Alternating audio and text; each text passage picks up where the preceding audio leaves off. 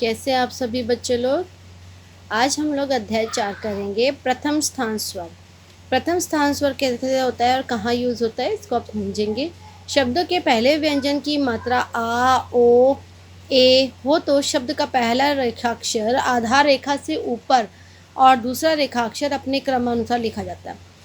देखिए, पहला रेखाक्षर कहाँ रहेगा? आधार रेखा से ऊपर, और दूसरा जब भी दो रेखाक्षरों का मिलान होता है, दो रेखाक्षर एक साथ बनाए जाते हैं, तो हमारा रूल कहता है कि पहला रेखाक्षर अपनी एक्चुअल पोजीशन पे रहेगा, प्रथम स्थान स्वर है तो आधार रेखा से ऊपर रहेगा, और दूसरा उसको फॉलो करेगा, यानी कि दूसरा रेखाक्षर अपने क्रमानुसार लिखा जाएगा।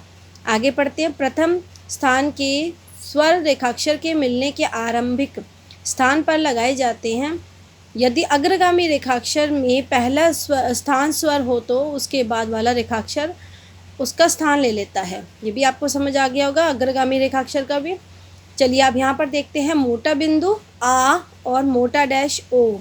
मोटा बिंदु आ के लिए जैसे एग्जाम्पल से समझते हैं, जाल, भाग। मैं इसे आपके पास जूम करके दिखाती हूँ। जाल, भाग, ताप।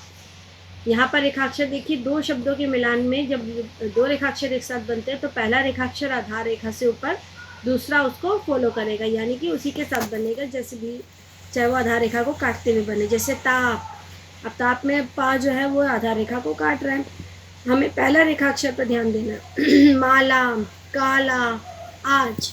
अब हमारा अगला रूल आता है मोटा डैश ओ। जैसे पौधा, चौक, बौना। ये ओ नहीं है, ओ है, ध्यान दीजिए। दौना, मौलाना।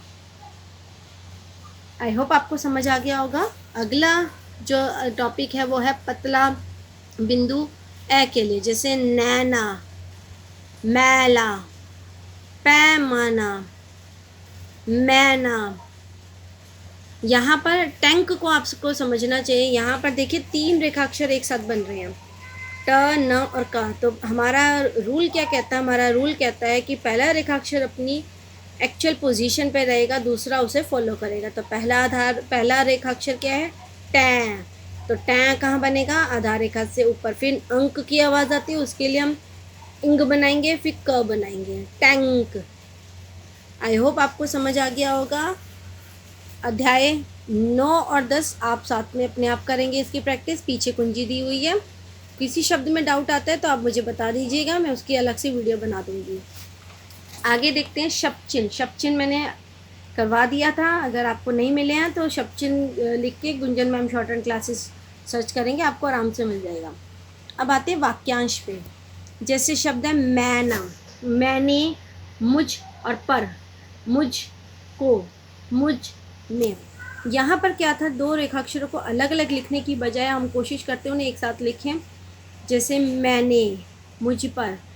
आगे देखिए, आ जाएगा, हो जाएंगे, हो जाएगा, उनका, उनके, उनकी, इन पर, इन्होंने।